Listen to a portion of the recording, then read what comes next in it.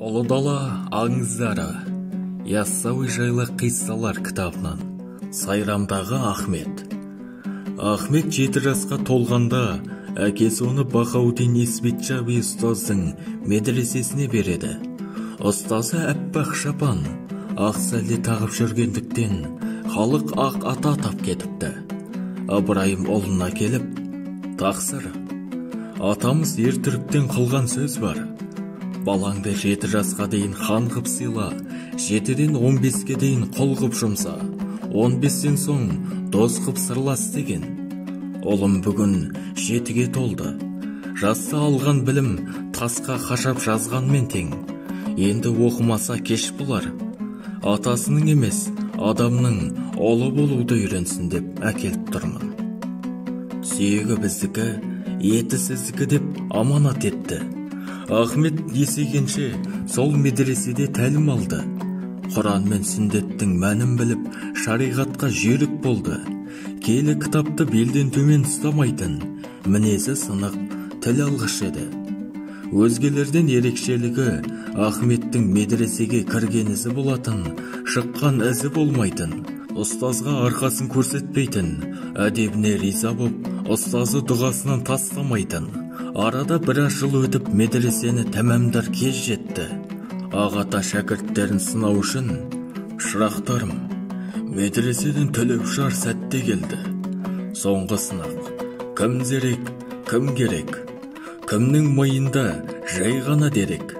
Соны анықтар кез жетті. Үйлеріңе барған соң, бір-бір тауық ұстап алыңдар.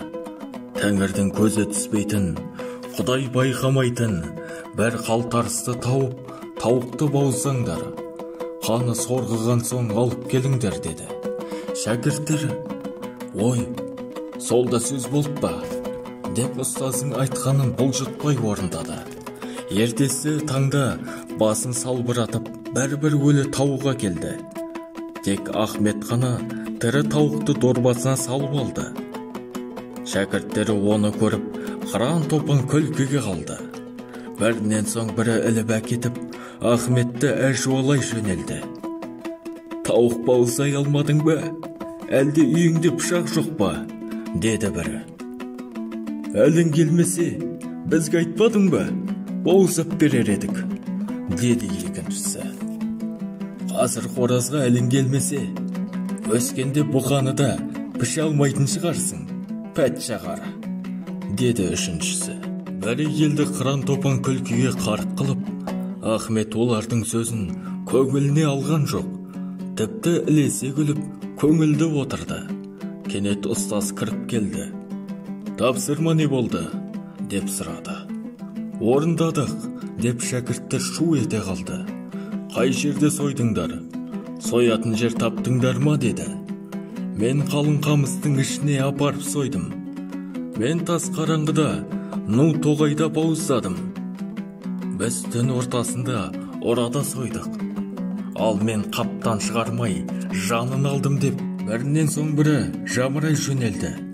Кенет бәрі кілт тоқтап, Ахметке тесіле қарап қалды. Ұстазы жүзін солай бұрды. Тірі тауықтың басы дорбасынан шығып тұрды. Оны көрген ұстаздың көңілі жарқ ете қалды. Тура бір ұзақ жыл іздеген жоғын тапқандай жүрегін шаттық кернеді. Ахметжан, сен неге тапсырманы орындамадың? Деді зілсіз дауыспен. Ата, қайда барсам да, тәңірім төбемнен төніп, ішімнен өңгіліп тұрғандай күйде болдым. Кешіріңіз, деді жүзін төмен салып. Барлық шәкірттер оған жанаши қарады. Енді Ахметке шатырған бермейтін болды. Оқуы зая кетті деп ойлады. Ағата Ахметті бауырына басып, бәрекелді балам, дұрыс айтасың, ихсанға жеткен екенсің. Жәбірейіл періште мүбәрәк пайғамбарыма дін үйреткенде, ихсанға жеткенде момындар тәңірісін көріп тұрғандай құлшылық қылады.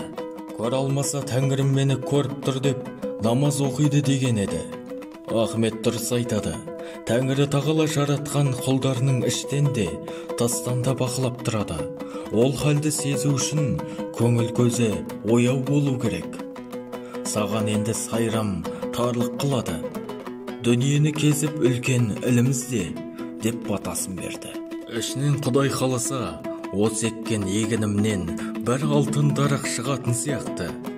Тәңірім ғұмырын ұзақ қылғай, деп күбірледі.